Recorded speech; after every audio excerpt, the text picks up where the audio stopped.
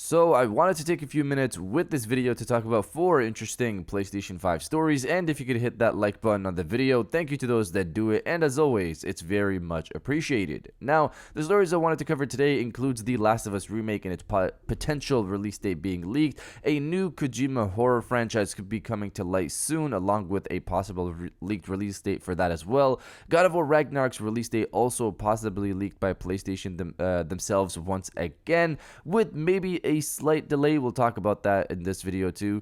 And Men in Black on PlayStation 5 could be revealed in the near future. First, yes or no, are you going to buy The Last of Us Remake or not? For me, it's an easy yes. The Last of Us Part 1 is a masterclass title in my opinion, and bringing in The Last of Us 2 mechanics and visuals to the original sounds amazing to me. But of course, that's just me, as always. What about you guys? So comment below, yes or no, if you're going to buy The Last of Us Remake or not. Let me know down in the comments below. Now, diving into the first story of the video, Kojima's horror title. So this has been a crazy ride with Kojima. A while back, we thought he was working on Silent Hill, then it went to Death Stranding 2, which is pretty much confirmed by Norman Reedus at this point, to the latest rumors being the studio has 2 titles in the works, one small, one large, and the large one is probably Death Stranding 2 at this point. The small one is the interesting one for the time being because Death Stranding 2 is probably years out since they reportedly just started on that. The story here is that known leaker Tom Henderson, who has a solid track record, revealed that Kojima is working on a horror title called Overdose. He was sent footage of the game and it stars Death Stranding's own Margaret Qualley, hopefully I said that correctly, or fans of the game know her as Mama. In terms of details on the game, reading from Push Square, according to Henderson, the footage handed to him puts Qualley in a blue dress and has her walking through dark corridors equipped with a flashlight. It's all told from the third person perspective, but apparently first person is an option too. A jump scare at the end of the footage shows game over, followed by a Hideo Kojima game, Overdose. This sounds like PT from the footage that Tom Henderson has here, and based on the description I just read, which is exciting. My first reaction to the mention of first and third person as an option is that could this be a PlayStation 5, a PlayStation VR 2 hybrid title, since we've heard Kojima did get a PlayStation VR 2 dev kit last year. Now, this could also be the Xbox Kojima title we've heard from Jeff Grubb. The only thing on this part is that Jeff Grubb has stated they have a letter of intent to work together. I haven't heard anything mentioning they've started to work together, so that would be weird, but recently a new, very credible insider possibly teased the game. A new insider known as the Snitch on Twitter, which fits considering what they do, they leak stuff. So they leaked the entire State of Play event to the T the morning of the show and no one noticed. They also mentioned Kojima's Overdose game, and Tom Henderson stated that he got help from this person too when they were writing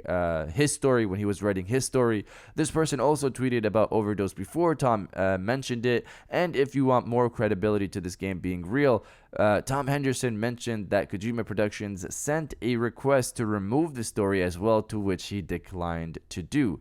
Now, the bigger part here over this already interesting leak is that this game could be coming this September. The Snitch also stated this on Twitter, Part 1, September 2nd, 2022. Considering he tweeted about Overdose right before this tweet, I think this is possibly in reference to the first episode of this game, which brings me back to the Xbox story, since we've heard that the Xbox Kojima title is episodic. We've seen Kojima recently with Jeff Keighley, so this game could be revealed as soon as tomorrow at the Summer Games Fest show, which will be interesting to see depending on the outcome. I'm really curious to see how this goes. Hopefully it does get revealed tomorrow. Now, diving into the second story of the video, Men in Black PlayStation 5. So this is a quick story here, but Sony band, the people behind Days Gone and Siphon Filter, recently changed up their branding with a new logo. This was made into a live stream and a PlayStation blog post. I don't understand why you'd put all this hype behind a rebranding unless they have something to show soon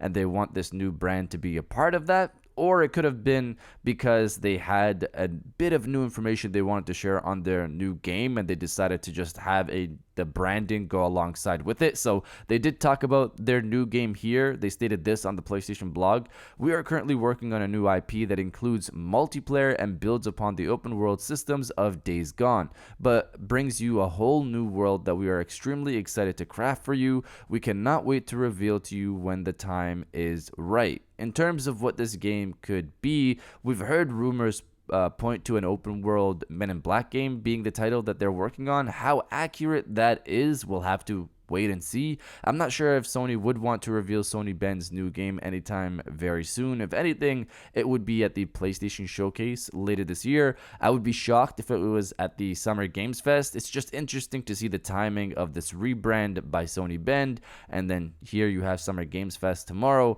I'm not saying that's where we'll see it, and by all means, it could have just been the rebrand and this little piece of information that they gave us. That's all they wanted to do right now.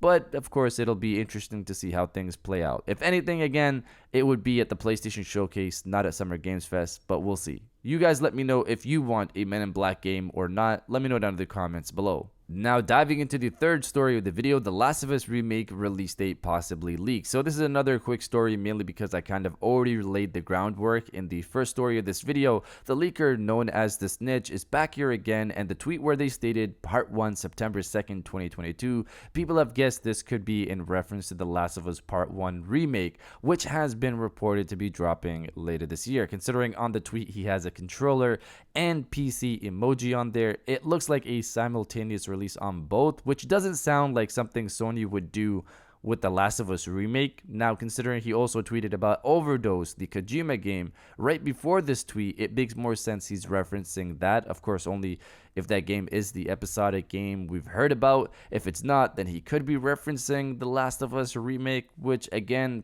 I don't see releasing on PC and PlayStation 5 at the same time.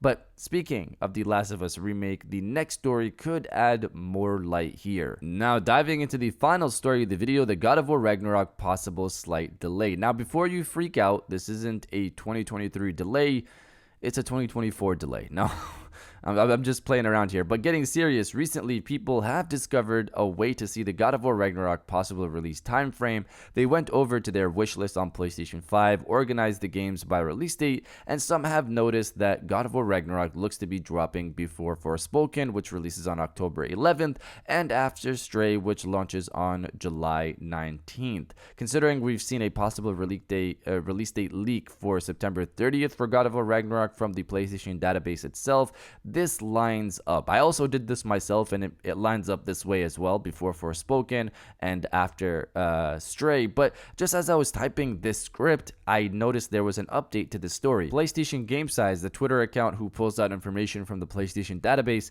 and the person who gave us the September 30th release date for God of War Ragnarok, revealed that God of War has now been pushed to a September 30th to December 31st, 2022 release date in the backend. Now, this could be Sony trying to hide the release date, but if that was the case, they would have already done that a while ago when we heard about the September 30th release date. Or this could mean that the Last of Us Remake could be dropping in September now, with God of War Ragnarok maybe releasing after Forspoken, which brings me back to the Snitch's tweet of Part 1 being set for September 2nd. It's a whole web of connections here today with these stories and this video.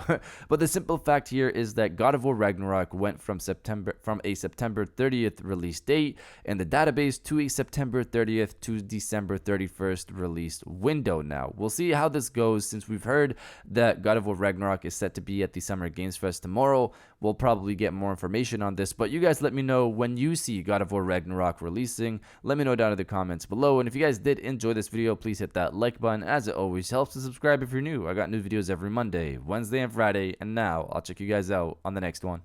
And welcome back to the after show. This is the part of the video where we have a little fun down in the comments below. If you're old, welcome back. If you're new, welcome. For today's thing, what I want you guys to do is to body, obliterate, destroy, and overall harass the comment section with "Tomorrow is the day." Summer Games Fest, one of the biggest shows of the summer, is set to go live tomorrow. I'm excited to watch it. If you are as well, destroy the comment section with "Tomorrow is the day," and I'll definitely heart those comments like I always do, because I appreciate everybody who stays to the end of my videos. And now I'll check you guys out on the next one.